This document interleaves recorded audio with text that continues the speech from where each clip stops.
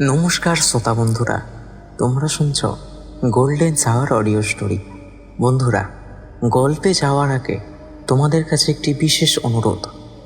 তোমরা যারা আমাদের চ্যানেলের গল্প শুনছ, অবশ্যই চ্যানেলটি সাবস্ক্রাইব করে পাশে থাকা বেল আইকনটি প্রেস করে দাও, যাতে আমাদের পরবর্তী গল্পের আপডেট সবার আগে পৌঁছে যায় তোমার কাছে। তোমাদের একটা লাইক আর কমেন্ট আমাদের গল্প বানাতে অনেক মোটিভেট করে, আর তার সাথে হাইপ বাটনটি ক্লিক করে গল্পটি আরও অনেক মানুষের কাছে পৌঁছে দাও। একমাত্র তোমরাই পারো আমাদের এই ছোট্ট পরিবারটাকে আরও বড় করে তুলতে। এটুকু তো তোমাদের কাছে আশা করাই যায়, আর আমরা আশাবাদী তোমরা নিশ্চয়ই করবে। তাহলে চলো আর দেরি না করে শুনে নেওয়া যাক সুলেখিকা তন্দ্রানাথ মজুমদারের কলমে রহস্যের অন্তরালে।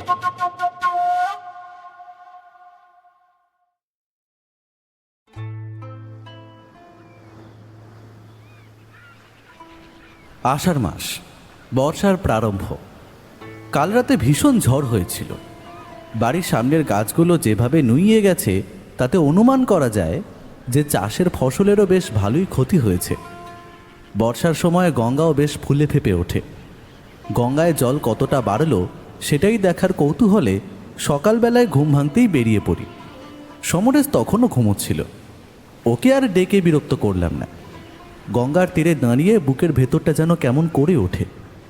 এ কি রূপ তার, যেন সব কিছু ধুয়ে মুছে সাফ করে দেবে। এমন উগ্র রূপ দেখে আরও কাছে যাওয়ার সাহস হলো না। মনে হচ্ছিল গঙ্গাকে বলি, তোমার এই উগ্রতা নিয়ে সমস্ত কলুষতা, হিংস্রতা সব কিছু ধুয়ে নিয়ে চলে যাও। মানুষের সাথে মানুষের সম্পর্ক আজ আর আগের মতন নেই। সব যেন শুধু টাকা আর সম্পত্তিতে নেমে এসেছে। আমার মতন অনেকেই গঙ্গার উগ্ররূপের সাক্ষী হতে এসেছিল। এই গঙ্গা তীরে এসে কিছুটা সময় একা কাটালে সত্যিই মন মেজাজ ফুরফুরে হয়ে যায়। দীর্ঘক্ষণ সময় কাটিয়ে আমি আর বেশি দেরি না করে বাড়ির পথে হাঁটা দিলাম। পথেই একজন বেশ টাটকা চিংড়ি ইলিশ মাছ নিয়ে বসেছে। দেখে আর লোভ সামলাতে না পেরে আমিও দুটো বেশ বড় সাইজের ইলিশ নিয়ে রওনা দিলাম।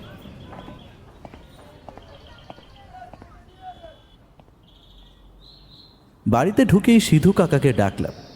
সমরেশ এখনও বিয়ে থা করেনি। আমিও তো প্রতিজ্ঞা করেছি বিয়েটিয়ে ওসব হবে না আমার দ্বারা, তাই ভরসা একমাত্র সিধু কাকা। আর সমরেশের সাথে সাথে সিধু কাকাও আমাকে বেশ আপন করে নিয়েছে কয়েক মাসে। এখন তো এই দুজনকেই সব থেকে আমার আপনজন মনে হয়। সিধু কাকা, ও সিধু কাকা! কি ব্যাপার অমিত, সকাল সকাল গিয়েছিলে কোথায়? আরে এই তো গঙ্গায় কতটা জল বালো সেটাই দেখতে গেছিলাম। ফেরার পথে তো দেখলাম একজন ইলিশ আর চিংড়ি নিয়ে বসেছে। ব্যাস, লোভ সামলাতে না পেরে নিয়ে এলাম। আরে বাহ, আমারও বেশ মনটা কেমন ইলিশ ইলিশ করছিল জানো। এনেছো, ভালোই হয়েছে। তুমি তো মনের কথা বুঝে গেছো অমিত। তবে আর কি, তোমার ছায়াসঙ্গী বলে কথা। আরে ও সিধু কাকা, তাড়াতাড়ি এসো না একবার। উচ্চস্বরে ডাকতেই সিধু কাকা গজগজ করতে করতে ঘরে এসে ঢোকেন। দৌড় এদের জ্বালায় শান্তিতে কোনো কাজকর্ম করা যাবে না। এই যে কি হয়েছেটা কি? ডাকার সাথে সাথে একবারে হাজির হতে হবে। আমি মানুষ তো নাকি? শোনো না, ইলিশ এনেছি, আজ একটু জম্পেশ করে রাধো তো, একদম টাটকা। ধরে দেখো, আমার আর সমরেশ দুজনের ইচ্ছে করছে আজকে একটু ইলিশ ভাপা খাবো, বুঝলে? মানে আজ আমি ইলিশ রাঁধবো? মানে আজ আমি সারাদিন উপোস করে জগন্নাথের পুজো দেবো যে, আর আমি কি না ইলিশ রাঁধবো? জানো না আজ রথযাত্রা? আমি আজ কোনো আমিষ ধরতে পারবো না। যা, আমি যে নিয়ে এলাম। আমি কথাটা শেষ করতে না করতে সিধু কাকা ঝাঁঝিয়ে ওঠে। কি ব্যাপার দাদাবাবু, তুমি জানো না আমি রথযাত্রার দিন আগে প্রভু জগন্নাথের ভোগ রান্না করি, তারপর বাকি কাজ। আর আজ তুমি কিনা ইলিশ খেতে চাইছো?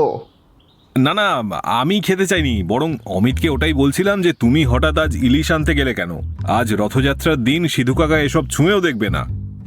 মানে এ কি বলছো সমরেশ? আমি দেখলাম সিধু কাকার মেজাজ দেখে সমরেশ নিজের ঘরে তড়িঘড়ি চলে গেল। আর আমাকে ফাঁসিয়ে দিয়ে গেল। সিধু কাকা গজগজ করেই চলেছে, আর আমি হ্যাংলার মতন ইলিশ হাতে ঝুলিয়ে দাঁড়িয়ে আছি। আরে হাঁ করে দাঁড়িয়ে দেখছো কি?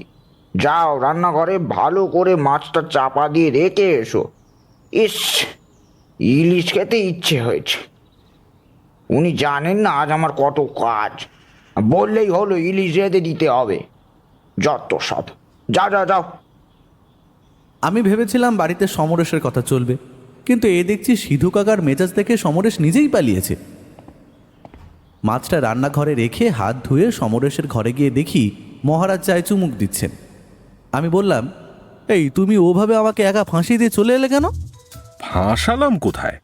তুমি মাছ এনেছো, তুমি বুঝবে। আর অমন রথের দিন মাছ আনতেই বা গেলে কেন? ও, আর ইলিশ রান্না হলে বুঝি আমি একা খেতাম? না, তা তোমায় একা খেতে দিতাম না, তবে আজ রথ, সে খেয়াল ছিল না। তুমি জানো না, সিধু কাকা জগন্নাথের পুজো করেন। শুধু জগন্নাথ নয়, সাথে বলরাম সুভদ্রার পুজোও করেন। উড়িষ্যার লোক যে। সিধু কাকা তো উড়িষ্যার লোক, মানে উড়িয়া নাকি? আরে না না, উড়িয়া নয়, বাঙালি, কিন্তু জন্মস্থান উড়িষ্যায়। তাহলে আমি কি করে জানবো? তুমি তো কখনো আমাকে সিধু কাকার বিষয়ে কিছু বলোইনি। তা অবশ্য ঠিক, তুমি বা জানবে কি করে? তবে সিধু কাকা যখন রেগে যান, আমি আর একটিও কথা বাড়াই না। আজ তুমিও দেখে নিলে মেজাজখানা। তুমি কিন্তু কাজটা ঠিক করলে না সমরেশ, এ কিন্তু তোমার ভারী অন্যায়। আহ, রাগ করো না। নাও চায়ে চুমুক দাও, নইলে ঠান্ডা হয়ে যাবে। সিধু কাকা তুমি আসার কিছুক্ষণ আগেই দিয়ে গেছেন। তুমিই খাও, এবারে ইলিশের কি হবে? আরে অমিত, তুমি এত ভাবছো কেন? সিধু কাকাকে তুমি চেনোইনি। উনি মানুষটা একেবারেই অন্যরকম। বলছো তবে? একদম। তুমি বসো আর চায়ে চুমুক দাও।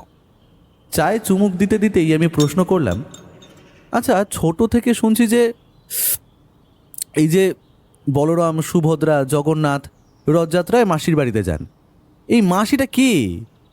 মাসি হলেন দেবী গুন্ডিচা, অর্থাৎ রাজা ইন্দ্রদুম্নের স্ত্রী। রাজা ইন্দ্রদুম্ন?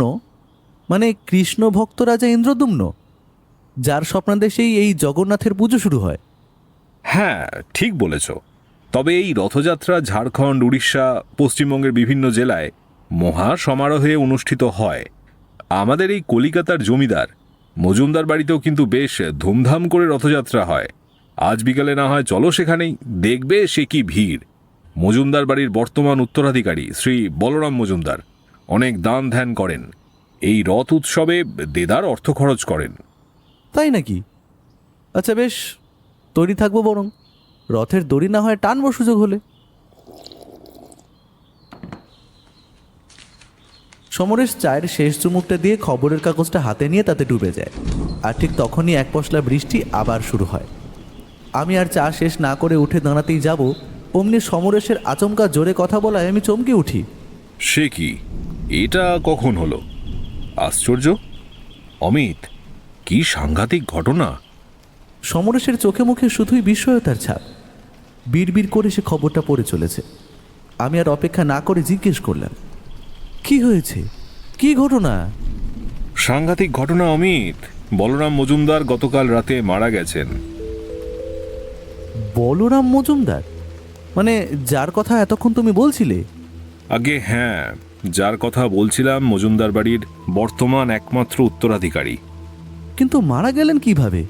খুন নাকি? সেটাই তো রহস্য অমিত, কাগজে তো তেমন কিছু লেখেনি। আচ্ছা, আমি খোঁজ নিচ্ছি। সমরেশ তক্তপোষ ছেড়ে টেলিফোনের দিকে এগিয়ে যায়, হয়তো কাউকে টেলিফোন করে খোঁজ খবর নেবে। আর ঠিক তখনই সমরেশের টেলিফোনটা বেজে ওঠে। হ্যাঁ, অবশ্যই সমরেশের টেলিফোন, কারণ আমাকে তো আর টেলিফোন করার মতন কেউ নেই। সমরেশ টেলিফোনের রিসিভারটা কানে লাগায়। হ্যাঁ, নমস্কার ভাস্করবাবু, বলুন। হ্যাঁ, এক্ষুনি খবরের কাগজে দেখলাম। সে কি মাত্র 27 বছর বয়স ছিল? সত্যি মর্মান্তিক ঘটনা। তদন্তে কি বুঝছেন? মানে সে কি খুন? রথের চাকার নিচে চাপা পড়ে? হ্যাঁ, সত্যি এটা অদ্ভুত রকম লাগছে। আচ্ছা আচ্ছা আচ্ছা, বেশ, আমি আর অমিত এক্ষুনি যাচ্ছি। হ্যাঁ, ঠিক আছে, রাখছি। সমরেশ টেলিফোনের সামনে কিছুক্ষণ দাঁড়িয়ে থাকে, বোধহয় কিছু একটা ভাবছে। কি হলো সমরেশ, অমন দাঁড়িয়ে পড়লে যে? কি বললেন ভাস্করবাবু? ভাবছি কত কম বয়সে একটা প্রাণ চলে গেল। এই বলরাম মজুমদারের বয়স মাত্র 27 বছর। আমাদের যেতে হবে অমিত। ভাস্করবাবুর অনুমান এটা খুন। ঊর্ধ্বতন কর্তৃপক্ষের কড়া নির্দেশ, এই মৃত্যুর সঠিক তদন্ত করতে হবে। তা বের হবে কখন? এখনই। কথা শুনে মনে হলো উনি খুব চাপের মধ্যে রয়েছেন। এরপর আমি আর সমরেশ তৈরি হয়ে বেরিয়ে পড়ি জোড়াবাগান থানার উদ্দেশ্যে, কারণ ভাস্করবাবু প্রথমে এই বিষয়ে সমরেশের সাথে থানাতেই কথা বলতে চান।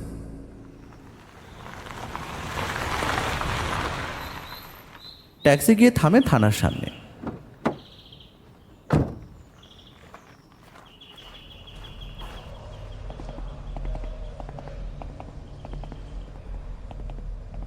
থানায় পৌঁছতেই দেখি ভাস্করবাবু কিছু একটা বিষয় নিয়ে গভীর চিন্তায় মগ্ন। সমরেশ ঢুকে হাত জোড় করে বলে, নমস্কার ভাস্করবাবু, খুব চিন্তায় আছেন বুঝি? আরে অমিত আর সমরেশ বাবু যে, আসুন আসুন আসুন, বসুন। হ্যাঁ, চিন্তা তো হচ্ছে বটেই। আসলে এই পুজোর দিনকালে কি যে ঘটে গেল, একেবারে মর্মান্তিক ঘটনা। হ্যাঁ, আমিও আজ খবরের কাগজে ঘটনাটা পড়লাম, কিন্তু খবরের কাগজে বলরাম মজুমদার কিভাবে মারা গেছে তা কিন্তু লেখেনি। লেখেনি বলছেন? হয়তো আপনি যেই পত্রিকা রাখেন তাতে নেই, কয়েকটি অখ্যাত পত্রিকায় সবকিছু লিখেছে। এমনকি তদন্ত শুরু হতে না হতেই এই মৃত্যুকে খুন বলে প্রচার চালিয়েছে। আর এদিকে এইসব খবরের পর আমাকে খুবই দুশ্চিন্তার মধ্যে আছি জানেন। শেষে কোনো কুল কিনারা করতে না পেরে আপনাকে টেলিফোন করলাম। ভাবলাম কম সময়ের মধ্যে আপনিই একমাত্র ব্যক্তি যে কিনা আমাকে সহযোগিতা করতে পারবেন। চিন্তা করবেন না ভাস্করবাবু, আমি আপ্রাণ চেষ্টা করব আপনাকে সহযোগিতা করার, কিন্তু ঘটনাটা কি হয়েছে সেটা তো জানতে হবে।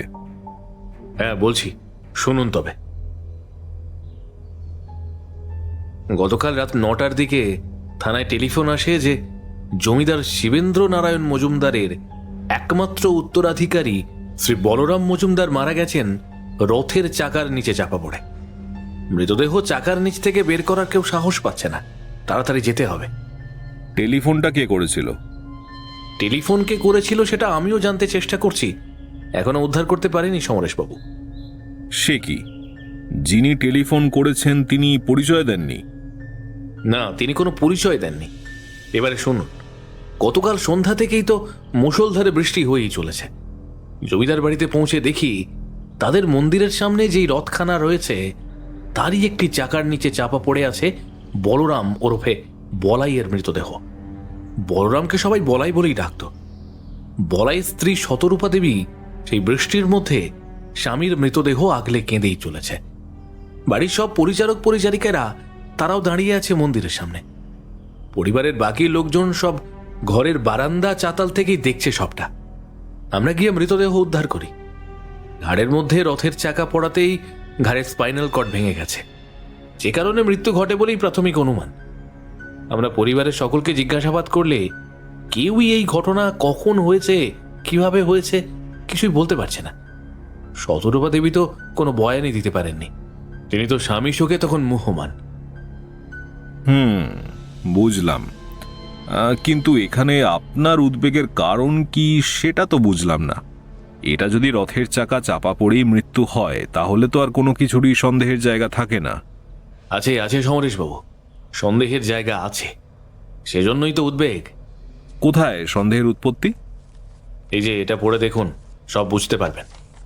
আর এই জিনিস আবিষ্কার না হলে বুঝি জানতেও পারতাম না। ভাস্করবাবু তার সামনে রাখা ফাইল থেকে একটা খাম এগিয়ে দেয়।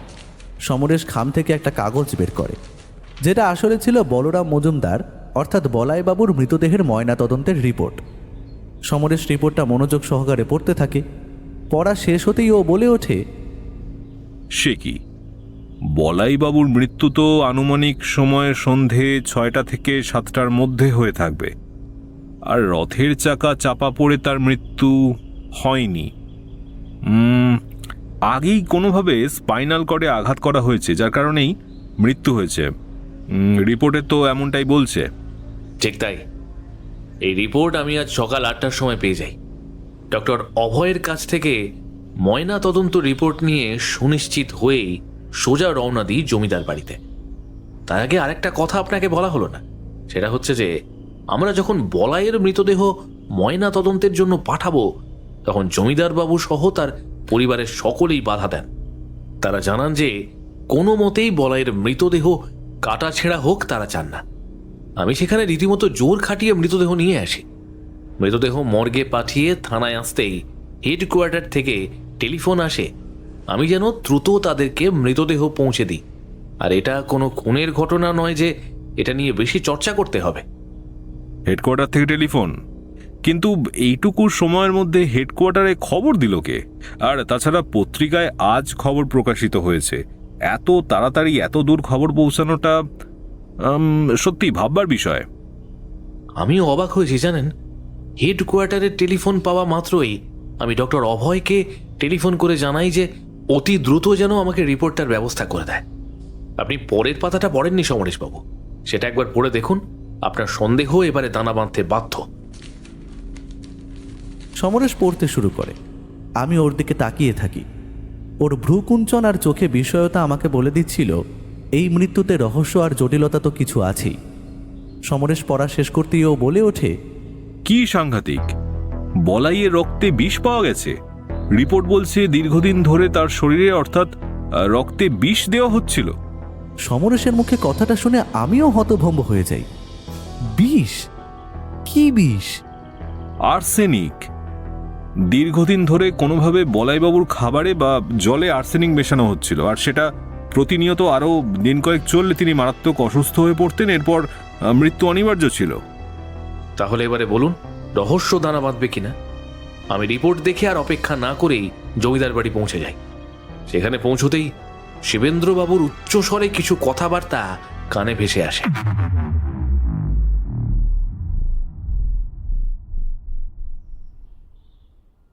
আমি শুধু জানতে চাই পুলিশকে কে খবর দিয়েছে। এই বাড়িতে কার এত দুঃসাহস যে আমার অনুমতি ছাড়া কাজ করে? একটা সাধারণ মৃত্যুকে এখন পুলিশ নানা রং মাখিয়ে প্রচার করবে। আজ রথ, কত মানুষজন বিভিন্ন জায়গা থেকে আসবে। এত আয়োজন আমি আর ভাবতে পারছি না। পত্রিকায় কি সব লিখেছে সে খেয়াল আছে কারোর? আমি বারবার করে বলেছিলাম খবরের কাগজে যেন এমন কোনো কথা না যায় যাতে আমাদের এই জমিদার বাড়ির ওপর কোনো প্রভাব পড়ে, কিন্তু কেউ শুনলে তো আমার কথা।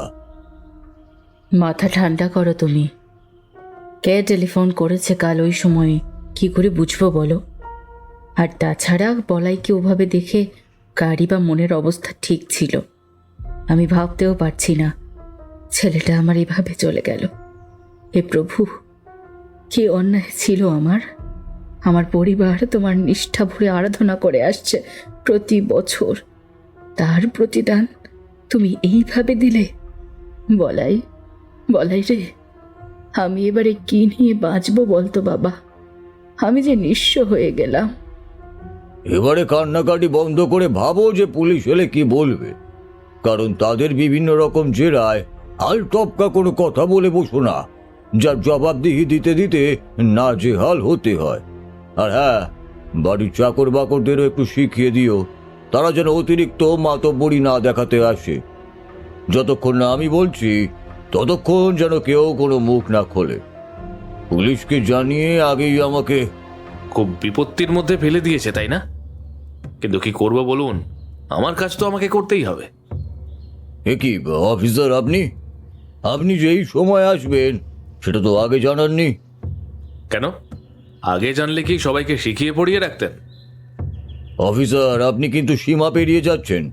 বাইরে অজস্র লোকের সমাবেশ। আমি চাই না আপনি এমন কোনো কাজ করুন যাতে আমাদের জমিদার বাড়ির বদনাম হয়।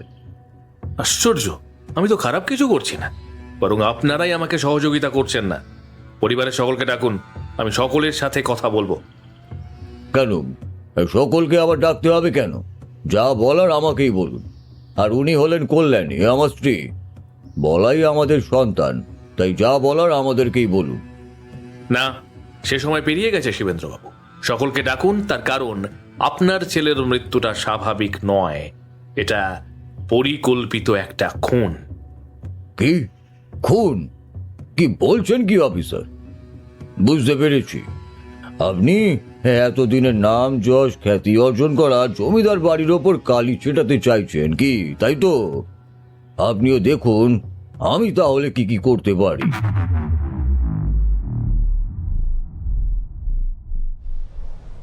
কি করলেন উনি তারপর?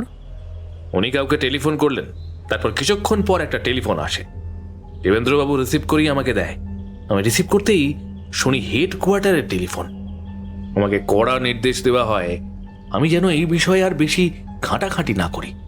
আমি অনেকবার ময়না তদন্ত রিপোর্টের কথা বলার চেষ্টা করি, কিন্তু কোনো লাভ হয় না। আমাকে open and shut case close করতে বলা হয়, মৃতদেহ পরিবারের হাতে তুলে দিতে বলা হয়। শেষে আর কি করব, আমাকে সেখান থেকে চলে আসতে হয়। তাহলে এবারে আপনাকে এর তদন্ত করতে তো বাধা দিয়ে দিয়েছে, আপনি কি এবারে একা একা তদন্তে নামবেন নাকি? না সমরেশবাবু, একা কোনো সিদ্ধান্ত নেওয়ার ক্ষমতা আমার এই বিষয়ে নেই। আমি থানায় এসে মর্গে টেলিফোন করে জানাই যে মৃতদেহ জমিদার বাড়িতে পৌঁছে দিতে। আমি থানায় আসার ঘণ্টাখানেক বাদে আমার একটা টেলিফোন আসে, কল্যাণী দেবীর টেলিফোন। তার গলা ভারী শোনাচ্ছিল, বোধহয় কান্না চেপে কথা বলছিলেন। তিনি বললেন, হ্যালো স্যার, আমি মজুমদার জমিদার বাড়ি থেকে বলছি, কল্যাণী দেবী, বলাইয়ের মা। আপনার সাথে আমার কিছু জরুরি কথা ছিল। হ্যাঁ বলুন, কি করতে পারি? আপনি আজ সকালে যখন আমাদের বাড়িতে এসেছিলেন তখন বলেছিলেন যে বলাইয়ের মৃত্যুটা নাকি স্বাভাবিক নয়, ওকে খুন করা হয়েছে। কথাটা কি আপনি সত্যি বলছেন? মানে আপনি কি বলতে চাইছেন? আমি আপনার বাড়িতে গিয়ে মিথ্যা কথা বলবো? আর তাছাড়া আপনার স্বামী তো কোনো কথাই শুনতে চাইলেন না। নিজের ছেলে মারা গেছে, সেটা যে সাধারণ মৃত্যু নয়, একটা পরিকল্পিত খুন, তা নিয়ে তার কোনো মাথা ব্যথাই নেই। দেখুন অফিসার, আমি চাই বলাইয়ের মৃত্যুর তদন্ত হোক। আমি জানতে চাই বলাইয়ের যদি সত্যি খুন হয়ে থাকে তাহলে আসল খুন কে, সেটা আমার জানার দরকার। দেখুন কল্যাণী দেবী, আপনি কথাটা ভেবে বলছেন তো? কারণ এই খুনের পেছনে আপনার পরিবারের কারো হাত থাকতে পারে, এমনকি আপনার স্বামী শিবেন্দ্র নারায়ণ বাবুও খুনি হতে পারেন। না না অফিসার, উনি এমন কাজ করতে পারেন না। উনি তো বলাইয়ের বাবা, বাবা হয়ে ছেলেকে খুন করবেন? আর তাছাড়া বলাই আমাদের একমাত্র সন্তান, উনি এই কাজ কখনোই করতে পারেন না। দেখুন, কিছুই কিন্তু অসম্ভব নয়, কারণ উনি যেভাবে আচরণ করছেন আর পুলিশকে সহযোগিতা করতে অনিচ্ছুক, এতে কিন্তু সন্দেহের তীর শিবেন্দ্রবাবুর দিকেই সবার প্রথমে যাবে। আমি জানি উনি নিরপরাধ। আমি চাই বলাইয়ের মৃত্যুর তদন্ত হোক। আচ্ছা বেশ, আপনি যেহেতু বলছেন তাই আমি এই হত্যা রহস্য উদ্ঘাটন করার চেষ্টা করব। তবে অফিসার, আমার একটা অনুরোধ আছে। বলাইয়ের মৃত্যুর রহস্য আপনাকে কয়েকদিনের মধ্যেই উদ্ধার করতে হবে। অন্তত আমি ওর অন্ত্যেষ্টিক্রিয়ার আগেই জানতে চাই বলাই কিভাবে মারা গেছে। আমি চাই না এই বিষয় নিয়ে দীর্ঘদিন এই বাড়িতে পুলিশের আনাগোনা হোক। কয়েকদিনের মধ্যে যদি কোনো কিছু উদ্ধার করা না যায় তাহলে আর কিছু করার দরকার নেই, কারণ দীর্ঘদিন ধরে এই পুলিশের তদারকি আমি সইতে পারবো না। কেন দরকার নেই? আর কয়েকদিন বললেই কি খুনিকে খুঁজে বের করা সম্ভব? অফিসার, দেখলেন তো জমিদার বাবুর ক্ষমতা। উনি ওনার জমিদারিতে এতটুকু দাগ লাগতে দেবেন না। কারো কথায় তিনি আমল দেন না, নিজে যা ভালো মনে করেন তাই। আমি অত সব বুঝি না। দিন কয়েকের মধ্যেই খুঁজে বের করতে হবে আপনাকে। ছেলেটাকে তো আমি আর ফিরে পাবো না, তাই শুধু শুধু আর এই বিষয় নিয়ে টানা হ্যাঁচড়া করে কি লাভ? এতক্ষণ ভাস্করবাবু আর কল্যাণী দেবীর কথোপকথনগুলো শুনছিলাম। সমরেশ সব শোনার পরে দীর্ঘশ্বাস ছাড়ে। ভাস্করবাবুও কিছুক্ষণের জন্য নিশ্চুপ থাকে। সত্যি এই জমিদার বাবুকে কিন্তু বড়ই অদ্ভুত লাগলো আমার। নিজের ছেলে খুন হয়েছে এটা শোনার পরও কোনো বাবা কি করে এতটা নিশ্চুপ থাকতে পারে? এই খুনের পেছনে কোনোভাবে শিবেন্দ্রবাবু নিজেই জড়িত নয় তো? কিন্তু বলাই তো ওদের একমাত্র সন্তান। তাহলে কি এই খুনের পেছনে শিবেন্দ্রবাবু জড়িত থাকবেন? নইলে তিনি বা কোনো তদন্ত করতে চাইছেন না কেন? আর আর্সেনিক, কে বা কোথায় পেল এই আর্সেনিক? আর আর্সেনিক দীর্ঘদিন ধরে শরীরে গেলে মৃত্যু হতে পারে, সেটাই বা কার জানার কথা? তাছাড়া দীর্ঘদিন ধরে কেই বা বলাইকে আর্সেনিক দিচ্ছিল? তাহলে কি আগে থেকেই বলাইয়ের খুনের ছক কষা ছিল? কিন্তু কে বা কেন কষছিল এই ছক? পরিবারের কেউ, নাকি রহস্যের অন্তরালে অন্য কেউ? তাহলে মৃতদেহ কি পরিবারের হাতে তুলে দেওয়া হয়েছে? না, পাঠানো হয়নি। আমি কল্যাণী দেবীকে বলেছি তদন্ত সম্পূর্ণ না হওয়া পর্যন্ত বলাইয়ের মৃতদেহ মর্গে থাকবে। হেডকোয়ার্টার থেকে নিষেধের উপেক্ষা করে আপনি তদন্ত করতে চলেছেন? না, ঠিক তা নয়। কল্যাণী দেবীর সাথে কথা বলার পর হেডকোয়ার্টারে জানিয়ে দিই যে আমি এই খুনের তদন্ত করতে চাইছি এবং ময়না তদন্তের বিষয়েও জানিয়ে দিই। কিন্তু হেডকোয়ার্টার থেকেই আমাকে জানানো হয়েছে যে দুদিনের মধ্যে, অর্থাৎ আগামীকালকের মধ্যেই আসল রহস্য উদ্ঘাটন করতে, নইলে আর এগোতে না। আশা করি এবারে আপনি আমার উদ্বিগ্নতার কারণ বুঝতে পারছেন। তা বুঝতে পারছি, কিন্তু কল্যাণী দেবীর বিষয়টা বুঝতে পারছি না। কয়েকদিনই উনি সময় দিচ্ছেন কেন? তদন্ত হতে চাইলে তো সময়ের প্রয়োজন। সেটা তো আমারও প্রশ্ন। আমাদের ওই বাড়িতে না গেলে কোনো কিছুই উদ্ধার করা যাবে না। এই অবস্থায় তাই আপনার শরণাপন্ন হয়েছি, কারণ যে কোনো মুহূর্তে এই তদন্ত বন্ধ করে দিতে হতে পারে। সেজন্য অতি দ্রুত এই ঘটনার নিষ্পত্তি হোক, সেটা আমি চাই। বেশ, চলুন তবে। আরে আরে মশাই, দাঁড়ান। সেই কখন এসেছেন? আপনারা চা তো খান। এই কে আছো? 3 কাপ চায়ের ব্যবস্থা করো। ও হ্যাঁ, সমরেশবাবু, আমি একটা বিষয় কিন্তু আগেই জানিয়ে দিচ্ছি। গোয়েন্দাগিরি যে আপনার নেশার পাশাপাশি পেশা, সেজন্য কিন্তু আমি আপনাকে কিছু হলেও পারিশ্রমিক দেব। সে কি? আরে না না ভাস্করবাবু, এ কিন্তু ভারী অন্যায়। আচ্ছা বেশ, পারিশ্রমিক দেবেন না তা আমি ভালো করেই জানি। আপনার জন্য উপহার থাকবে আমার তরফ থেকে। তারও প্রয়োজন ছিল না ভাস্করবাবু। ভাস্করবাবু আর সমরেশের কথোপকথনের মাঝে চায়ের গ্লাস নিয়ে হাজির হয় পাশের চায়ের দোকানের ছেলেটি। চায়ে শেষ চুমুক দিয়ে আমরা বেরিয়ে পড়ি জমিদার বাড়ির উদ্দেশ্যে।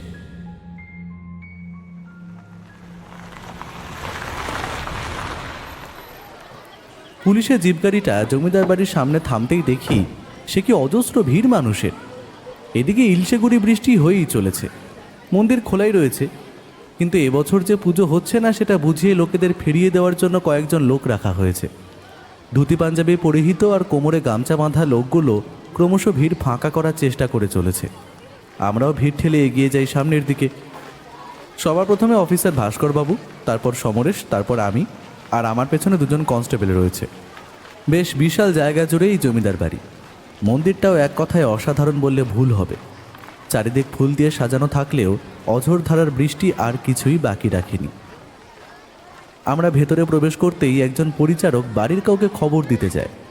ততক্ষণে ভাস্করবাবু আমাদের বলাইয়ের মৃতদেহ কোথায় ছিল সেই জায়গায় একবার নিয়ে যান। আসুন সমরেশবাবু, মন্দিরের পেছন দিকটায় রথ রাখা আছে।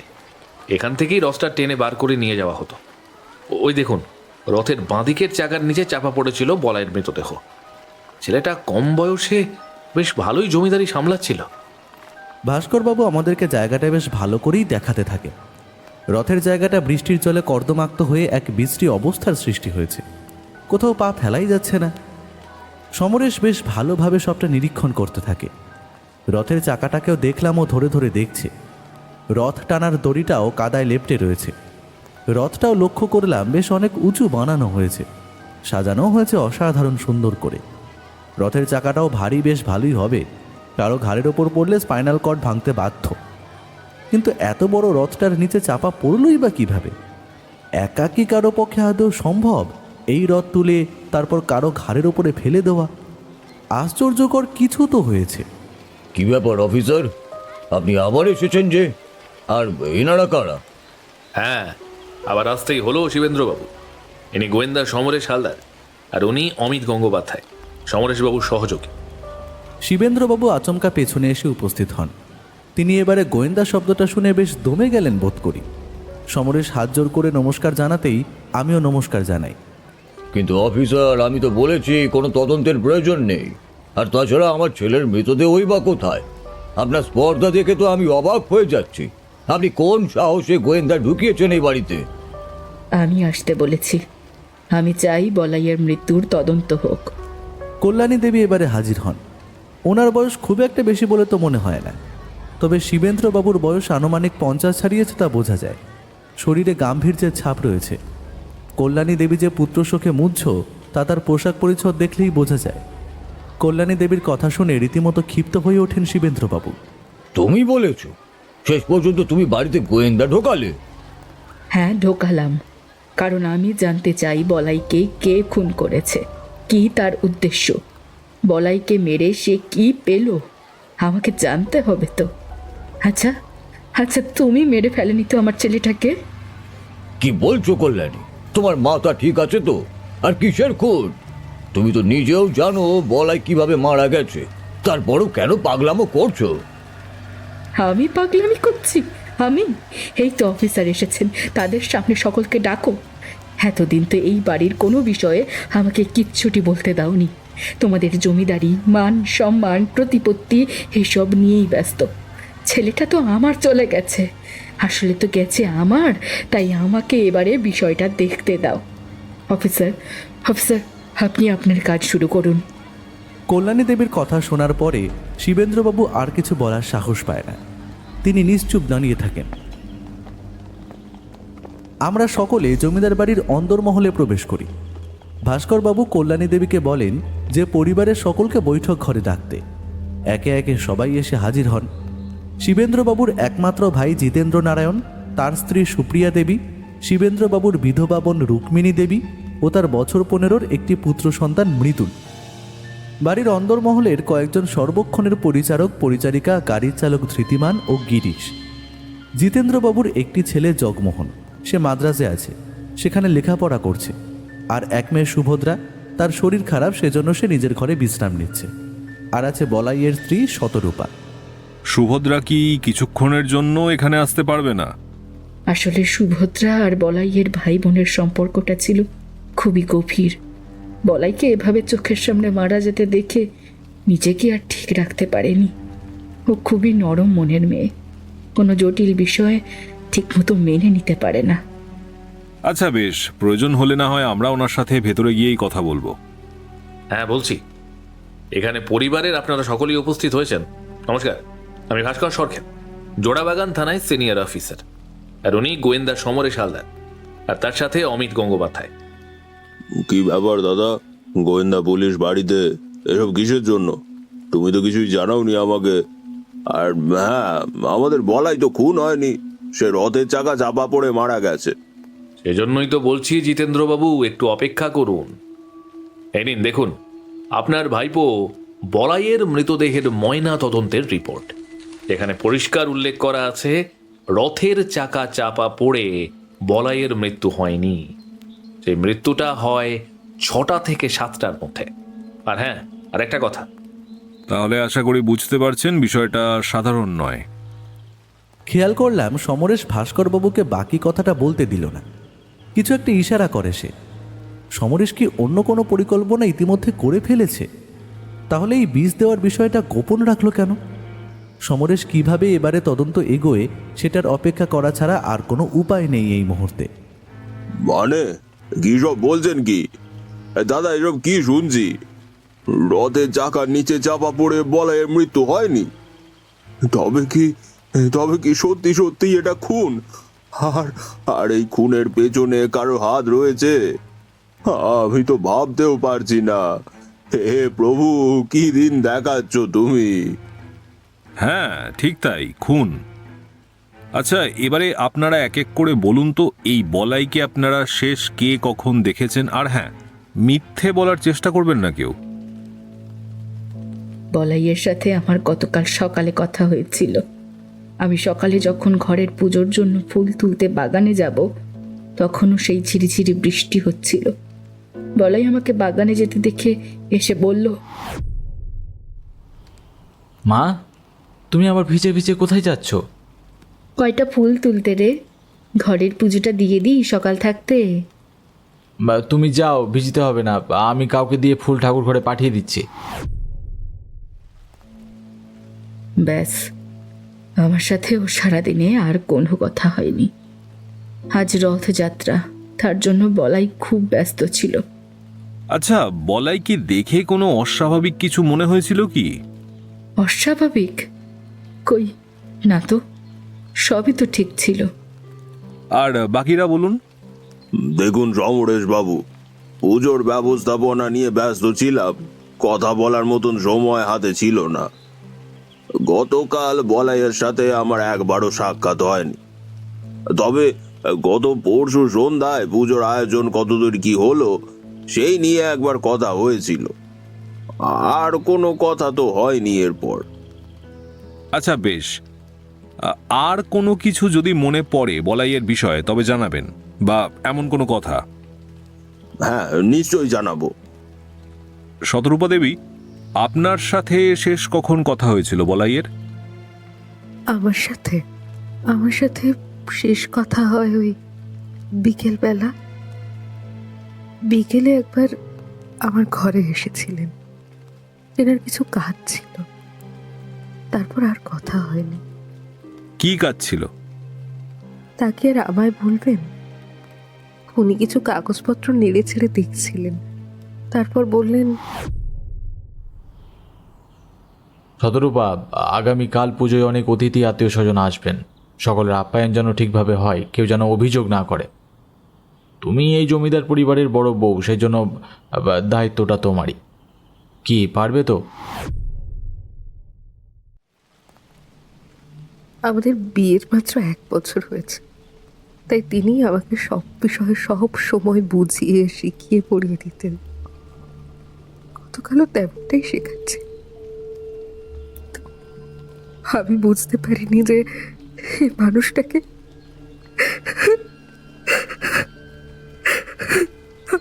আমি আর পাবো না। আমি তো কিছুই করতে পারলাম না ওনার জন্য।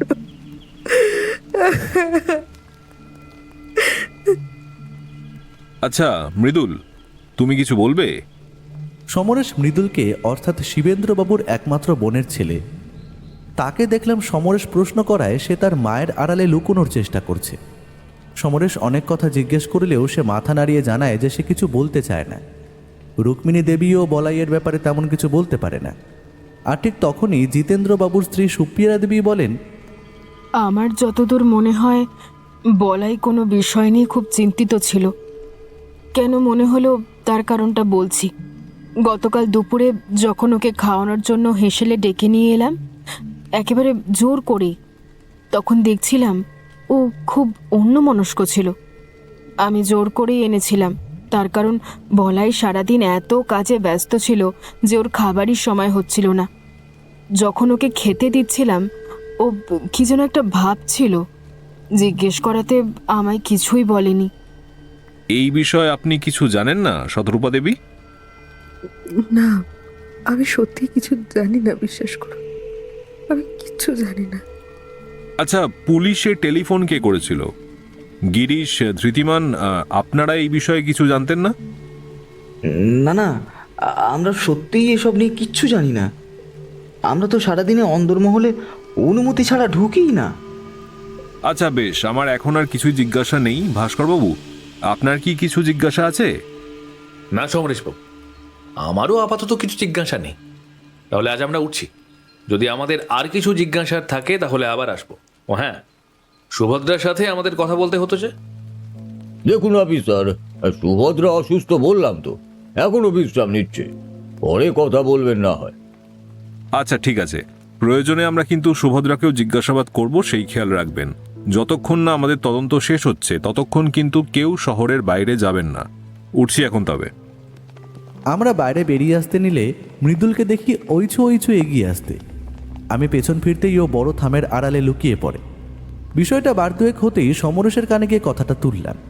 সমরেশ আমার কথা শুনে পেছন ফিরে আবার অন্দরমহলের দিকে এগোতেই মৃদুল দৌড়ে পালাতে যায়। সমরেশ জোরে ডাক দেয়, মৃদুল দাঁড়াও, যেও না, তোমার ভয় নেই, তোমার সাথে কথা আছে। সমরেশ ডাকতেই মৃদুল দাঁড়িয়ে পড়ে। মৃদুলকে নিজের নাম লেখা ছোট্ট চিরকুটটা এগিয়ে দিয়ে বলে, আমি জানি মৃদুল তুমি সাহসী, এতে আমার নাম আর টেলিফোন নাম্বার আছে। তোমার যদি কিছু মনে পড়ে বা কিছু বলতে ইচ্ছে হয় তাহলে আমাকে জানাতে পারো। আর তুমি যে আমাকে টেলিফোন করেছো সেটাও আমি কাউকে বলবো না। তোমার যা মনে হবে, ছোট বড় যা কিছু মনে হবে, কিছু না ভেবেই আমাকে অবশ্যই জানাবে, কেমন? সমরেশের কথায় মৃদুলকে দেখলাম মাথা নাড়িয়ে সায় জানালো।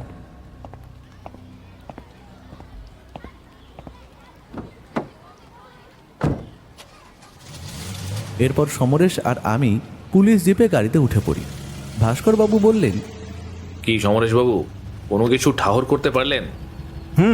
বলতে পারেন কিছুটা। তবে ভাস্করবাবু, আপনাকে দুজন কনস্টেবল এই জমিদার বাড়িতে পুলিশের উর্দি ছাড়া সকলের অজান্তে সর্বক্ষণের জন্য রাখতে হবে, আর সেটা এখন থেকেই, নইলে কিন্তু এই তদন্ত করতে সমস্যা হবে। ঠিক আছে, আমি থানায় পৌঁছে দুজন কনস্টেবল মোতায়েন করে দিচ্ছি। আচ্ছা সমরেশবাবু, ওদের সকলের সামনে শরীরে বিষ দেওয়ার বিষয়টা বলতে দিলেন না কেন? তার কারণ তো একটা আছেই। আমি চাইছিলাম না ওরা বিষয়টা জানুক, আর না জানলেই যে বিষ দিচ্ছিল এতদিন সে ভুল করবে, আর ভুল করলেই আমাদের তাকে পাকড়াও করতে সুবিধা হবে। তবে একটা সমস্যা কিন্তু উদ্ধার করে ফেলেছি। টেলিফোনটা কে করেছিল? সত্যি? কিন্তু কে বলুন তো সে? মৃদুল, বলাইয়ের একমাত্র পিসির ছেলে। মৃদুল? সে নিজে বললো আপনাকে?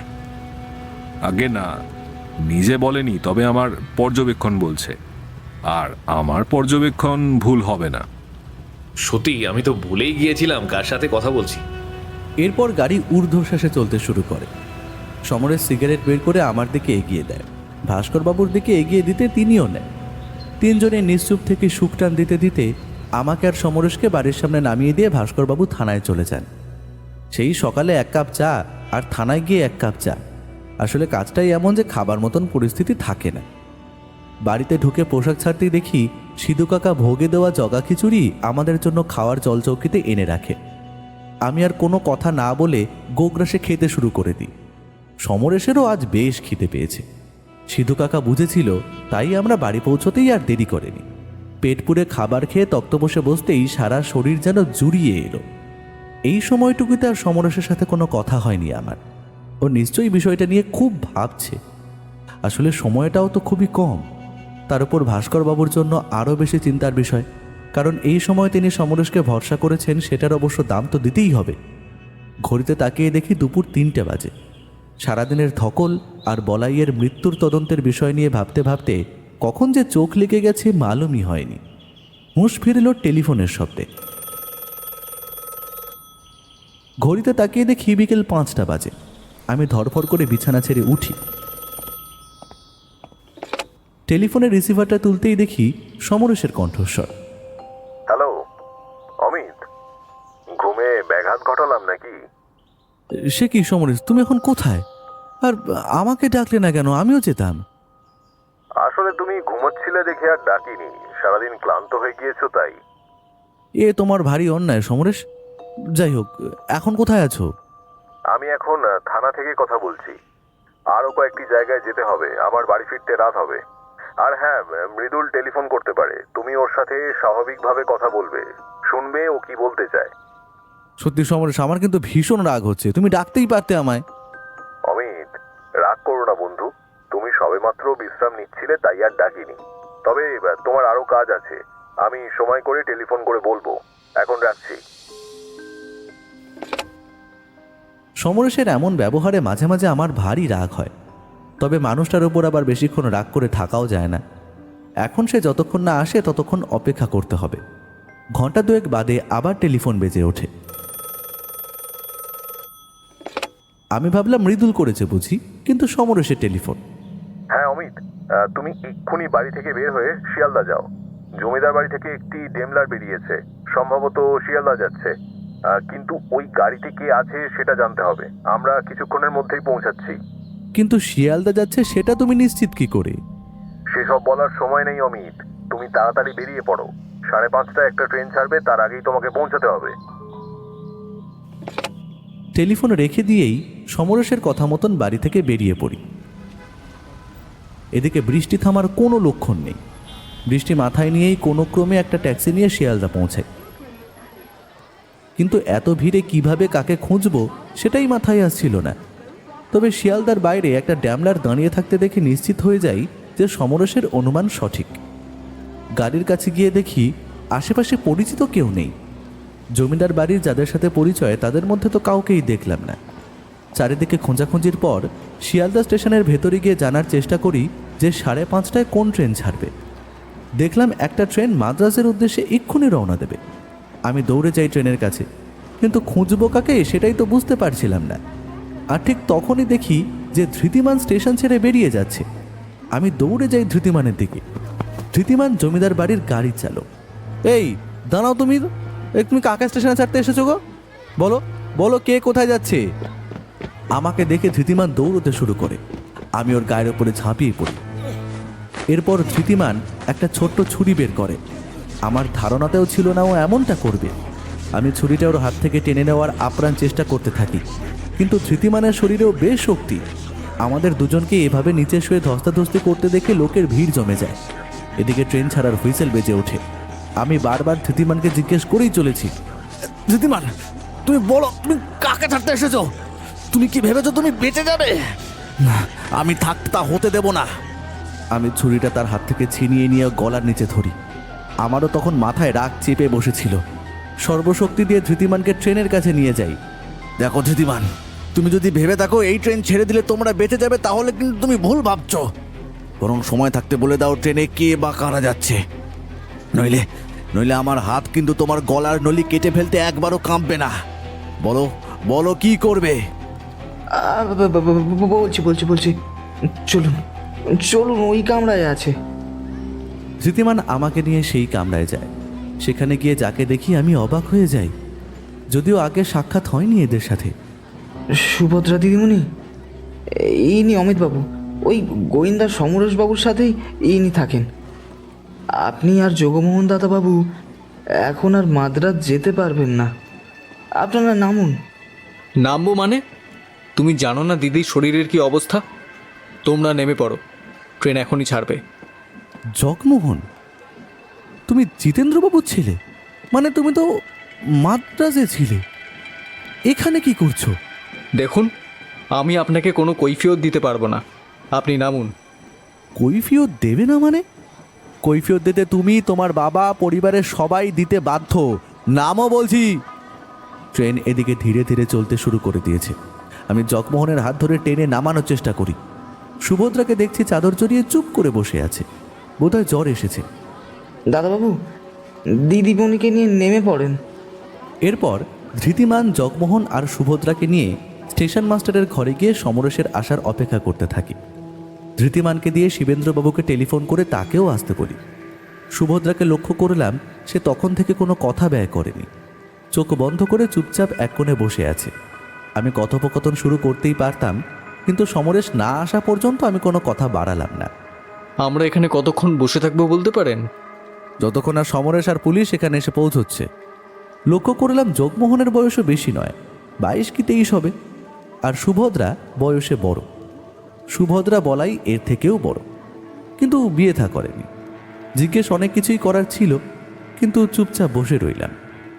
ধৃতিমানের সাথে লড়াই করতে গিয়ে হাতের তালুর কিছুটা জায়গা কেটে গিয়েছিল, সেটা এখন খুব জ্বলছে, কিন্তু এদের তো ছেড়ে যেতেও পারবো না, তাই রুমালটা হাতে বেঁধে বসে রইলাম।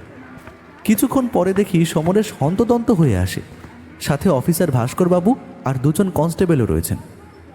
আরে এই তো সমরেশ এসে গেছে। তুমি তো দেরি করলে কেন? কোথায় গিয়েছিলে? সব বলছি পরে। তুমি কে আর কারা ছিল ওই ডেমলারে? ও জগমোহন, জিতেন্দ্রবাবুর ছেলে, আর ও সুভদ্রা। শরীর যে অসুস্থ তা তো দেখেই বোঝা যাচ্ছে, তখন থেকে তো নিশ্চয় বসে আছে। আর এই যে ধৃতিমান, ওই ওদেরকে ট্রেনটা ধরিয়ে দিতে এসেছিল। জগমোহন? কিন্তু সে নাকি মাদ্রাজে, এখানে কি করছে? আর এরা দুজন যাচ্ছিলই বা কোথায়? জিজ্ঞেস করেছিলাম, বলছে আমাকে নাকি কৈফিয়ত দিতে বাধ্য নয় সে। আচ্ছা, তাই বুঝি। আমিও দেখছি কৈফিয়ত না দিয়ে যাবে কোথায়। তা বলো হে জগমোহন, তুমি যখন কলকাতাতেই আছো, তাহলে তোমার বাড়ির লোক মিথ্যে বলছিল কেন? কেউ মিথ্যে বলেনি সমরেশবাবু। জগমোহন দাদাবাবু সত্যিই কলকাতায় ছিল না, সে মাদ্রাজেই ছিল। তাহলে সে এখানে কি করছে? জমিদার বাবুর কথা মতো সে এসেছে। মানে? তুমি দাঁড়াও, আমি জগমোহনের কাছ থেকে শুনতে চাই। কৈফিয়ত তো তোমাকে দিতেই হবে জগমোহন। বলো, সুভদ্রার কি হয়েছে, আর তাকে নিয়ে কোথায় যাচ্ছ? আমি সুভদ্রা দিদিকে নিয়ে মাদ্রাজ যাচ্ছিলাম। জ্যাঠামশাই বলেছেন দিদির নাকি ভীষণ শরীর খারাপ, তাকে শহরের বাইরে চিকিৎসা করানো জরুরি। তাই আমি তড়িঘড়ি গতকাল ট্রেন ধরে আজই চলে আসি স্টেশনে। আমি স্টেশনেই ছিলাম। ধৃতিমান সুভদ্রা দিদিকে নিয়ে আসে। সুভদ্রার কি হয়েছে আর তুমি বাড়িতে না গিয়ে এখানেই রয়ে গেছো যে? আর ঠিক তখনই হন্তদন্ত হয়ে প্রবেশ করে শিবেন্দ্রবাবু। ও কিছু জানে না সমরেশ বাবু, ওরা অনেক ছোট, ওদের বোধ বুদ্ধি নেই, ওদেরকে আপনি ছেড়ে দিন। ছেড়ে দেবো, নিশ্চয়ই ছেড়ে দেবো, যদি ওরা নির্দোষ থাকে তবেই। সুভদ্রার কি হয়েছে? অমিত, সুভদ্রার কপালে হাত দিয়ে দেখো তো জ্বর আছে কিনা। আমি সুভদ্রার কপালে হাত রাখতেই দেখি জ্বরে ওর শরীর পুড়ে যাচ্ছে। সমরেশকে বললাম, সুভদ্রাকে কিন্তু হাসপাতালে দ্রুত ভর্তি করতে হবে। সে তো অবশ্যই, কিন্তু তার আগে সত্যতা জানতে হবে যে অমিত। বলুন শিবেন্দ্রবাবু, আপনি সত্যিটা বলতে যত দেরি করবেন সুভদ্রার শরীরের অবনতি তত হবে। দয়া করুন সমরেশ বাবু, অফিসার আপনি অন্তত বুঝুন, সুভদ্রার শরীরের অবনতি হয়েই চলেছে। আপনি কি সত্যিটা বলবেন? বলছি, তবে আপনারা কথা দিন, সব শোনার পর সুভদ্রাকে আপনারা তাড়াতাড়ি হাসপাতালে ভর্তি করবেন। আমরা মানুষ শিবেন্দ্রবাবু, পাশবিক নয়। জগমোহন, তুমি সুভদ্রার হাতগুলো থেকে চাদরটা সরাও তো। সুভদ্রার হাতগুলো বের করতেই দেখলাম কেমন চামড়া উঠে গিয়ে ঘায়ের মতো হয়ে গেছে হাতের তালুতে। সমরেশ এর কারণ উদ্ঘাটন করে। দেখুন ভাস্করবাবু, সুভদ্রার হাতের অবস্থা, এগুলো সব আর্সেনিকের প্রভাব। মানে সুভদ্রাই তার মানে বলাইকে আর্সেনিক দিত? সেটা তো শিবেন্দ্রবাবুই বলবে। হ্যাঁ, বলাইকে আর্সেনিক সুভদ্রাই দিত গোপনে, সেটাও 1 মাস থেকে ও খাবারে পানীয়তে মিশিয়ে দিচ্ছিল। আমি সেটা জানতামই না। আর এই আর্সেনিকের কারণেই বলাই বারবার অসুস্থ হয়ে পড়ছিল। ডায়রিয়া, বমি সারাক্ষণ লেগেই রয়েছে। ডাক্তার ওষুধ দিচ্ছে, কিন্তু রোগের কোনো লক্ষণ ধরতে পারছিল না। 2 দিন আগে আমি আর বলাই রথযাত্রার আয়োজন নিয়ে আলোচনা করছিলাম, তখনই সুভদ্রা বলাইয়ের জন্য দুধের গ্লাস নিয়ে যায়। বলাই ব্যস্ততায় খেতে চায় না। বলাই সুভদ্রাকে খুবই ভালোবাসত। সেদিন কি মনে হতেই বলাই ওকে কাছে ডেকে জোর করে দুধ খাইয়ে দেয়। সুভদ্রা কিছুতেই খেতে চাইছিল না, কিন্তু সকলের সামনে নাও করতে পারিনি। কোনো রকমে ও দুধটা খেয়ে ঘরে ঢুকে বমি করতে শুরু করে। সেদিন আর্সেনিকের পরিমাণ ও খুব বেশি মাত্রায় মিশিয়েছিল। ছোট থেকেই সুভদ্রার শরীরে রোগ প্রতিরোধ ক্ষমতা খুবই কম। আমি বলাইয়ের ঘর থেকে বেরিয়ে যাবার সময় ভাবলাম সুভদ্রার সাথে দেখা করে যাই, আর তখনই ঘরে গিয়ে ওর এই অবস্থা দেখি। আমি জিজ্ঞেস করলেও বলতে চায় না। পরে ঘরে লক্ষ্য করি আর্সেনিকের অনেকগুলো শিশি। আমার আর বুঝতে বাকি থাকে না যে দুধে আর্সেনিক ছিল। আমি কাউকে কিছু না জানিয়েই ডাক্তারকে ডেকে ওকে সাময়িক সুস্থ করে তুলি। পরে আমি একা সুভদ্রাকে জিজ্ঞাসা করি কবে থেকে বলাইকে আর্সেনিক দিচ্ছে আর কেন।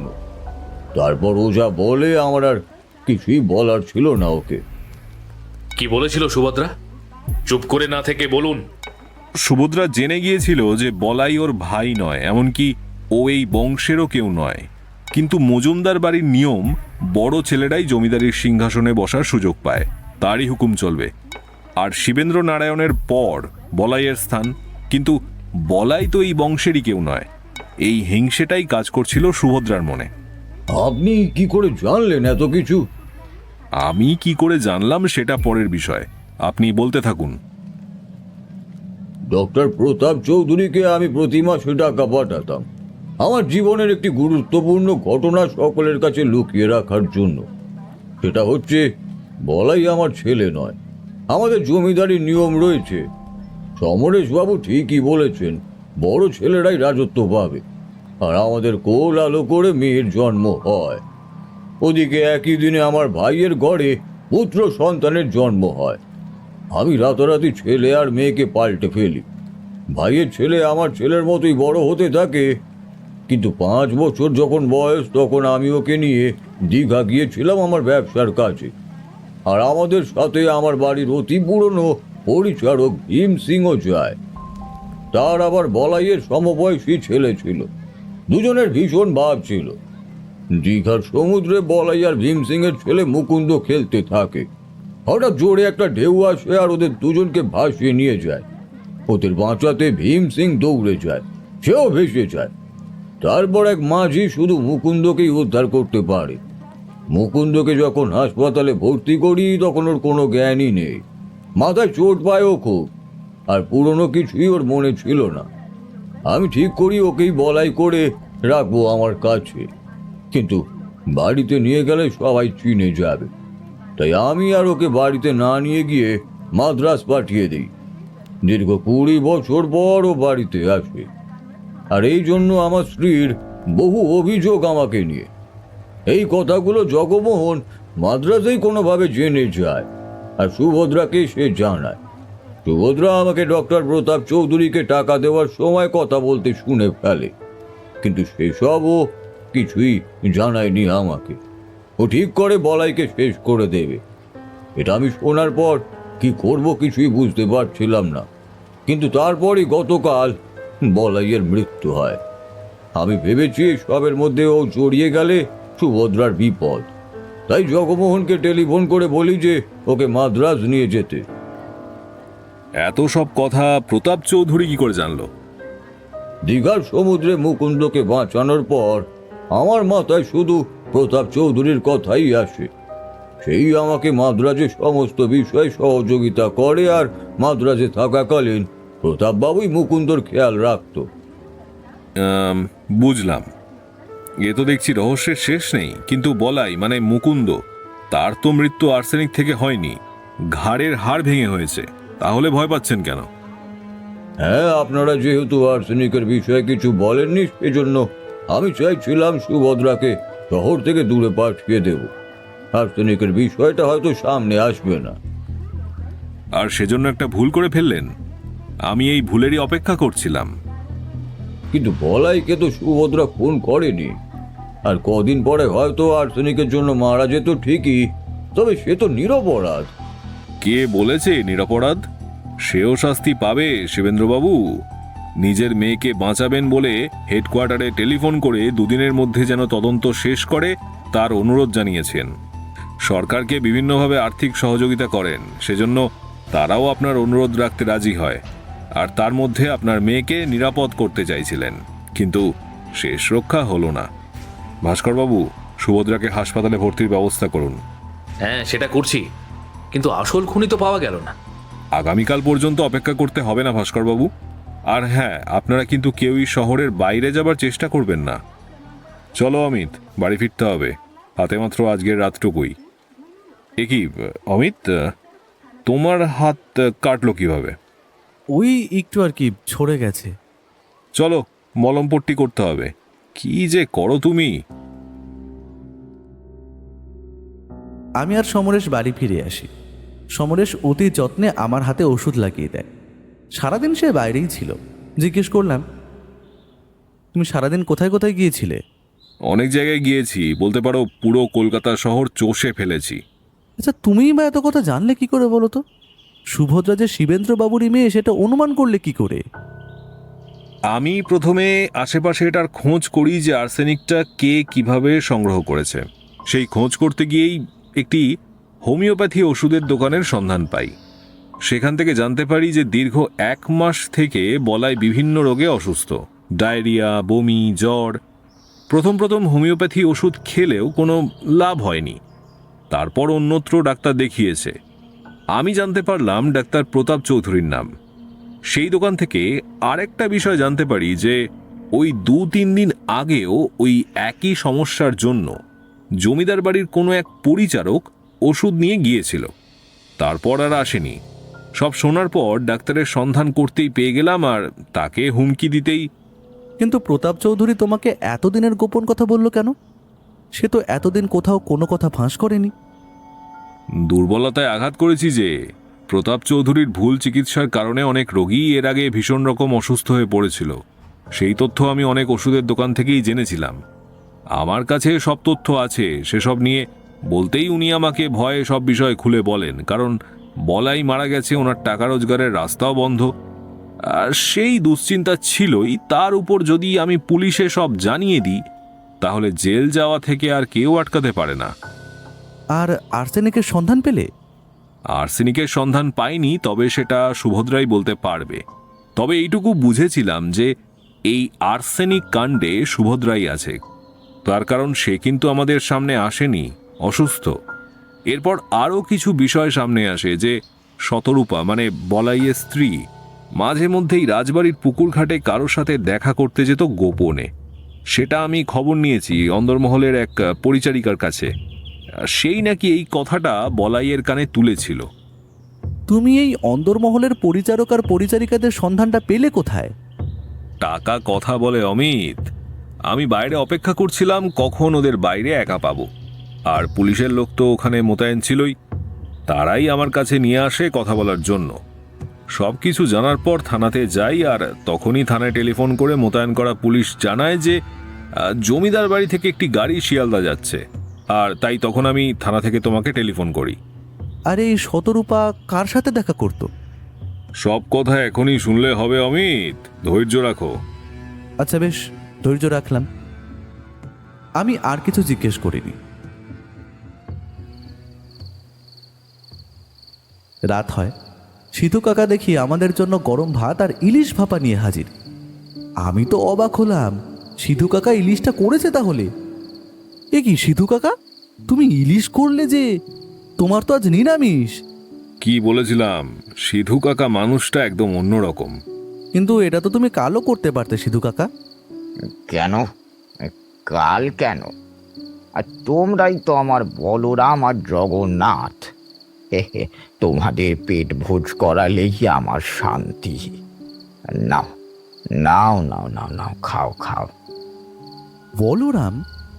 আমি নামটা শুনেই সমরেশের দিকে তাকাই। সিধু কাকা তো জানে না এই বলরাম নিয়েই তো রহস্য। সমরেশ আমার দিকে তাকিয়ে স্মিত হাসে। খাওয়া শেষ করে আমি সমরেশকে বললাম, তুমি যে বলেছিলে মৃদুল টেলিফোন করবে, কিন্তু কই কোনো টেলিফোন তো এলো না। সেটা আমিও ভাবছি, টেলিফোন এলে তো সিধু কাকা জানাতো। আমি আর সমরেশ টেলিফোন নিয়ে কথা বলতে বলতেই টেলিফোন বেজে ওঠে।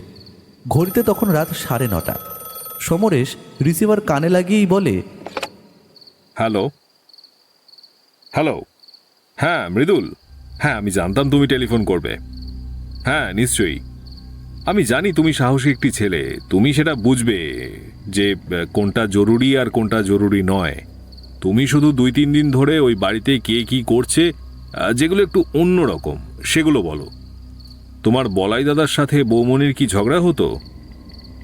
কি কাঁদছিল? তারপর?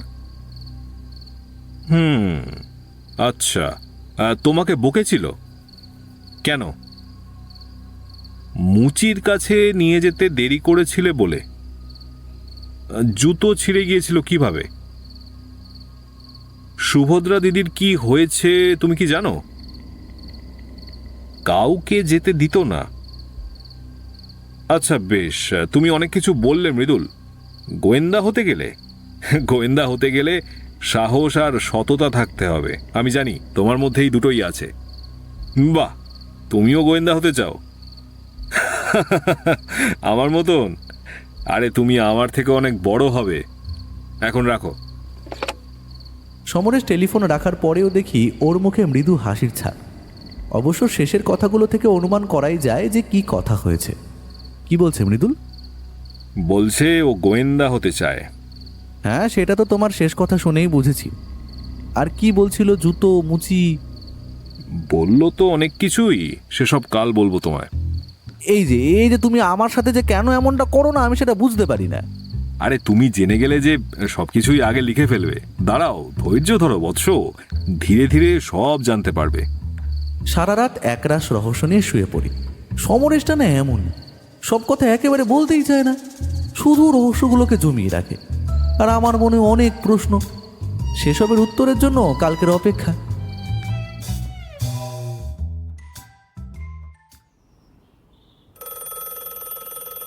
সকালে ঘুম ভাঙে টেলিফোনের শব্দেই।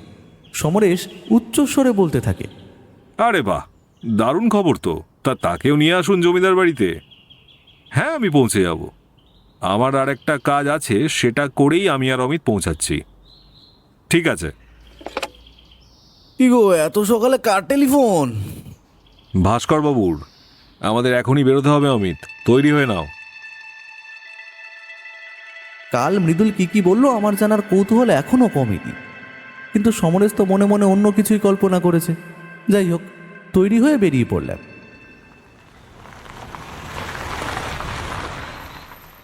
ট্যাক্সি গিয়ে থামে জমিদার বাড়ি থেকে অনতি দূরে একটা মুচির দোকানে।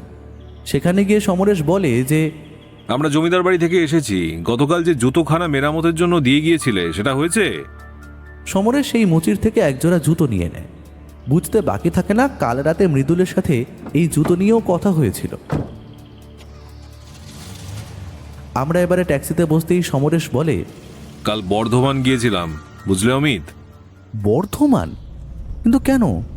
শতরূপার বাবার বাড়ি সেখানে, কিছু বিষয়ে জানার ছিল। আর বর্ধমান না গেলে সে সবই অন্ধকারে থেকে যেত। তুমি বর্ধমান চলে গিয়েছিলে? সে যাই হোক, তা যে কারণে গিয়েছিলে কাজটা কি হয়েছে? হয়েছে বই কি।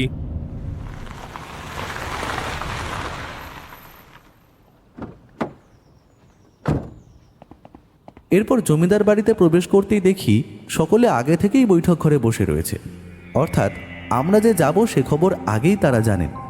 সমরেশ জিজ্ঞেস করে যে, নমস্কার শিবেন্দ্রবাবু, সুভদ্রা কেমন আছে?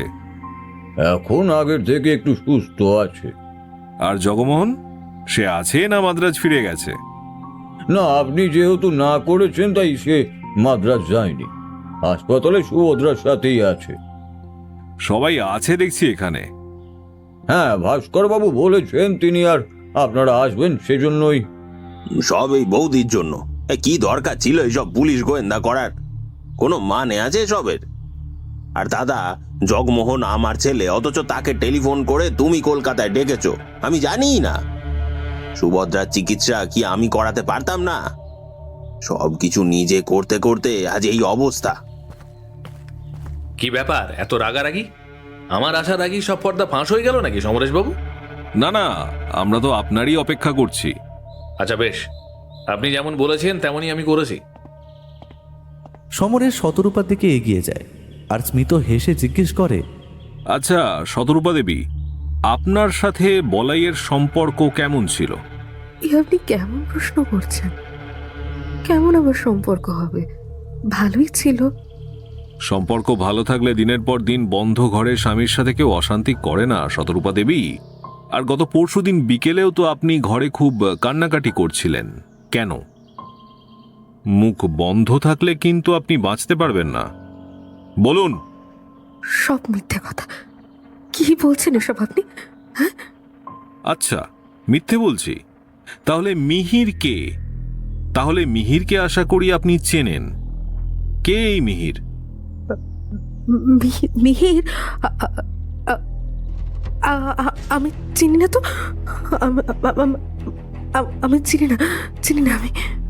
আচ্ছা বেশ, ভাস্কর বাবু, মিহিরকে নিয়ে আসুন। মিহিরকে দেখে শতরূপা রীতিমতো চমকে ওঠে। সকলেই অবাক দৃষ্টিতে মিহিরের দিকে তাকায়।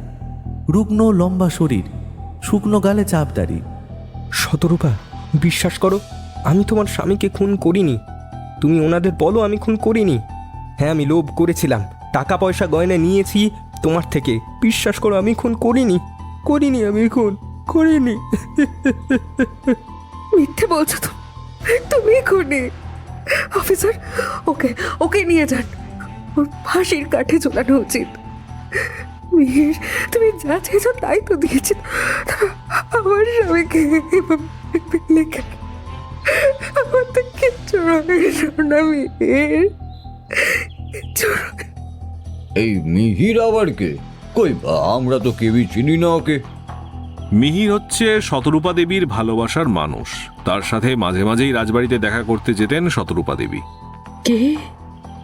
ছি ছি ছি, বিয়ের পর এইসব নোংরামো! ছি বৌমা, ছি! আর তাই তোমরা দুজন মিলে আমার বলাইকে খুন করেছো? না না মা, বিশ্বাস করো না, আমি খুন করিনি মা। এই মিহির করেছে। এই মিহিরই আমাকে ভয় দেখিয়ে টাকা পয়সা নিয়েছে। তো ও বলতো যদি টাকা না দিই ও আমার নামে এই বাড়িতে এই গ্রামে নিন্দি ছড়াবে। আমি ওকে ভালোবাসতাম একটা সময়, কিন্তু ওর এই নোংরা রূপ আমি সত্যি চিনতে পারিনি। কিন্তু মেয়ের সব কিছু শেষ করে দিয়েছে। আমি মানছি শতরূপা, তোমার সাথে অনেক অন্যায় করেছি, কিন্তু আমি বলাইকে খুন করিনি, বিশ্বাস করো। আমি তো বন্দুকের ভয়ে পালিয়ে গিয়েছিলাম। সেদিন ঠিক কি হয়েছিল শতরূপা দেবী, সবটা খুলে বলুন। গত পরশুদিন সকালে আমাকে মিহির টেলিফোন করে বলে যে ওর প্রচুর টাকা আছে। আমি অস্বীকার করি, ভয় দেখার রথযাত্রার দিন ও আমাকে তুলে নিয়ে যাবে। আমি ভয়ে ভয়ে চুপ করে বসেছি, অন্যমনস্ক ছিলাম। তিনি অনেক কথাই বলেছিলেন, আমার মন ছিল না সেখানে। তখন তিনি আমাকে জিজ্ঞাসা করেন যে রাজবাড়িতে আমি কার সাথে দেখা করতে যাই। তখন আর নিজেকে সামলাতে পারিনি, সব কথা বলি। আমি মাঝে মাঝে তিনের সাথে অশান্তি করতাম টাকার জন্য, আর তিনি এত ভালো ছিলেন যে চুপচাপ টাকাগুলো দিয়ে দিতেন। একটা কথা জিজ্ঞাসা করতেন, তিনি বললেন তিনি মিহিরের সাথে কথা বলবেন। মিহির জানতো না সেদিন সন্ধ্যায় তিনিও আমার সঙ্গে থাকবেন। বিকেলের পর বাড়ির পেছনে যে রথ রাখা ছিল সেখানে ওই সময়টা কেউ ছিল না। মিহির টাকা নিতে আসে, আমি ওকে টাকা দিই। এরপর তিনি মিহিরকে বলেন যে মিহির যা চেয়েছে তার বেশি টাকা ওই পুটুলিতে রয়েছে, এরপর যেন আর এই শহরে তাকে দেখা না যায়। কিন্তু মিহিরের লোভ ছিল আরো সাংঘাতিক। সে জানায় টাকা শেষ হলেই আবার আসবে। এরপর তিনি ভীষণ রেগে যান, মিহিরকে সজোরে একটা ঘুষি মারতে মিহির পড়ে যায়। তারপর দুজনের মধ্যে তুমুল ধস্তাধস্তি শুরু হয়। তিনি আমাকে চিৎকার করে বলেন, শতরূপা, আমার বন্দুকটা নিয়ে এসো, আমি আজ এই সমস্যার একেবারে সমাধান করে ফেলবো। আমি তেনার কথা মতন দৌড়ে নিজের ঘরে যাই। সারা ঘর খুঁজেও বন্দুকখানা পাই না। আমার ঘর তেতলার সব থেকে পশ্চিম। আমি সেই ঘর থেকে নেমে আসতে আসতে দেখি তেনার মৃতদেহ রথের চাকার নিচে চাপা পড়ে।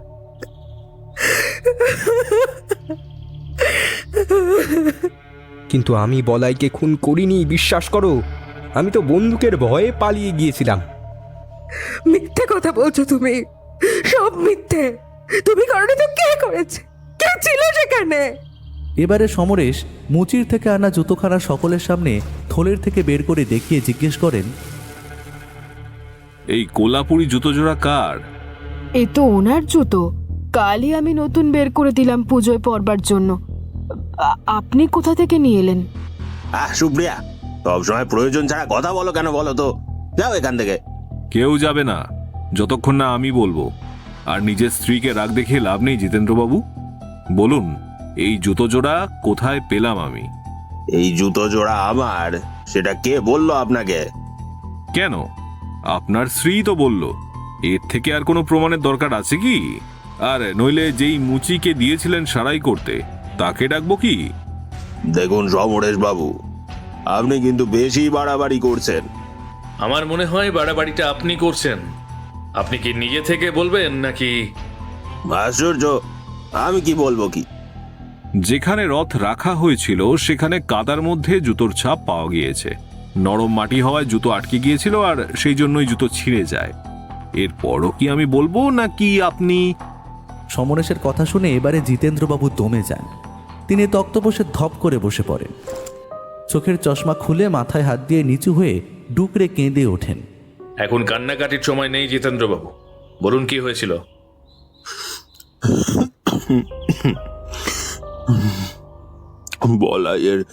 বলাইয়ের সাথে মিহিরের যে এত কিছু হয়েছে আমার জানা ছিল না।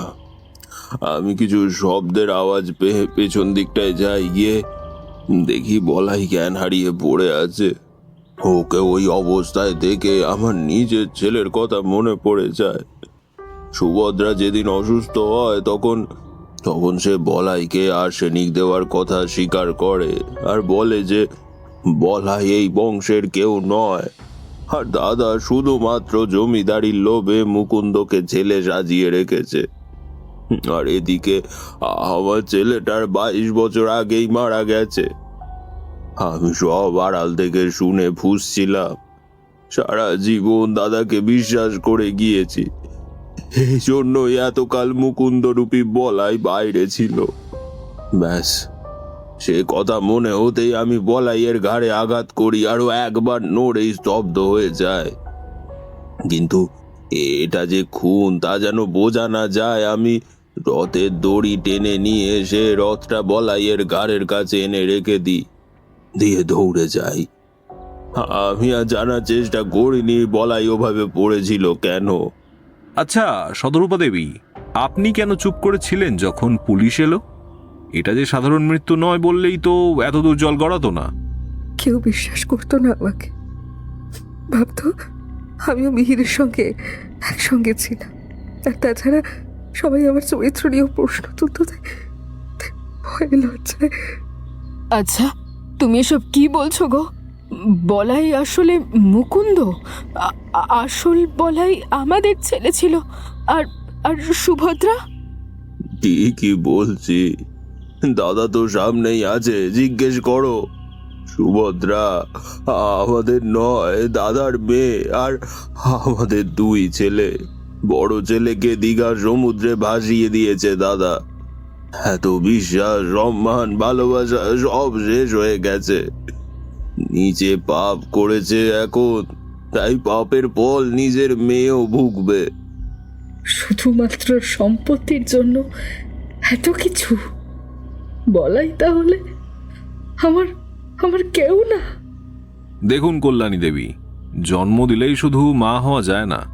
আপনি তো মা যশোদা, কিন্তু সম্পত্তির লোভ আপনার কোল খালি করে দিয়েছে। আচ্ছা, সুভদ্রা বিয়ে করেনি কেন? এই বলাই মানে মুকুন্দ আর সুভদ্রা তো প্রায় একই বয়সী। আসলে সুভদ্রার কুষ্ঠিতে কম বয়সে বৈধব্য যোগ আছে, আর রুক্মিণীকে দেখে সেই জীবনও চাই না, তাই বিয়ে করেনি। আমরাও আর জোর করিনি। তাহলে আপনি আপনার পুত্রের হত্যাকারীকে জানতে পারলেন, সুভদ্রা আপনার মেয়ে সেটাও জানলেন। সে হাসপাতালে আছে, যান গিয়ে দেখে আসুন। আর্সেনিক তাকে শেষ করে দিচ্ছে। ভাস্করবাবু, তাহলে এবার আপনার কাজ শুরু। কনস্টেবল জিতেন্দ্র নারায়ণ বাবুকে হাতকড়া পড়াও। এরপর সমরেশ আর আমি জমিদার বাড়ির বাইরে আসতেই দেখি মৃদুল দোতলার চাতালের কোনায় দাঁড়িয়ে। সমরেশ তার দিকে কপালে হাত দেখিয়ে স্যালুট করার ভঙ্গিমা করতেই মৃদুলও তাই করল। পুরো ঘটনায় মৃদুলের সহযোগিতা অভাবনীয়, কিন্তু ওকে একটা কথাও বলতে শুনিনি আমি। যাই হোক, সমরেশ বর্ধমান শতরূপার বাবার বাড়ি কেন গিয়েছিল তা আর বোঝার বাকি নেই। এই মিহিরের খোঁজ সেখান থেকে পাওয়া ছাড়া অসম্ভব ছিল। বুঝলে অমিত, বর্ধমানেই আমি জানতে পারি যে শতরূপার জীবনে অন্য কেউ ছিল, কিন্তু সে বাউন্ডুলে ছিল বলে বাবা মা এই জমিদার বাড়িতে বিয়ে দেয়। আর শতরূপাও তো অসামান্য সুন্দরী। বলাই মানে মুকুন্দর ভালো লেগে যায় শতরূপাকে। ভাস্করবাবুকে বলি যে সেখানকার থানায় জানাতে যে মিহিরের খোঁজ পেলে যেন তাকে গ্রেফতার করে নিয়ে আসে। সকালে সেই জন্যই টেলিফোন করেছিলেন ভাস্করবাবু। সেটা তুমি না বললেও আমি ঠিক বুঝে গিয়েছি। তুমি তো আবার অর্ধেক কথা পেটে রেখে বলো, তাই তোমাকে অল্প অল্প করে আমি বুঝে গিয়েছি, চিন্তা নেই।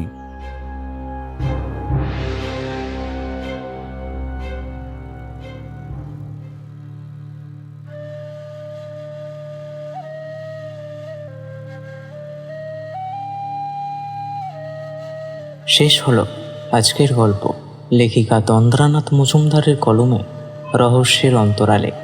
বন্ধুরা, আরও একবার মনে করিয়ে দিই, গল্পটি যদি তোমাদের ভালো লেগে থাকে তাহলে অবশ্যই আমাদের চ্যানেল সাবস্ক্রাইব করে গল্পটি তোমাদের প্রিয় মানুষের সাথে শেয়ার করে দাও। আর অবশ্যই হাইপ বাটনটি ক্লিক করতে ভুলো না যেন। আজকের মতো এখানেই শেষ। আরও একটি রোমাঞ্চকর গল্প নিয়ে উপস্থিত হবে গোল্ডেন শাওয়ার অডিও স্টোরি।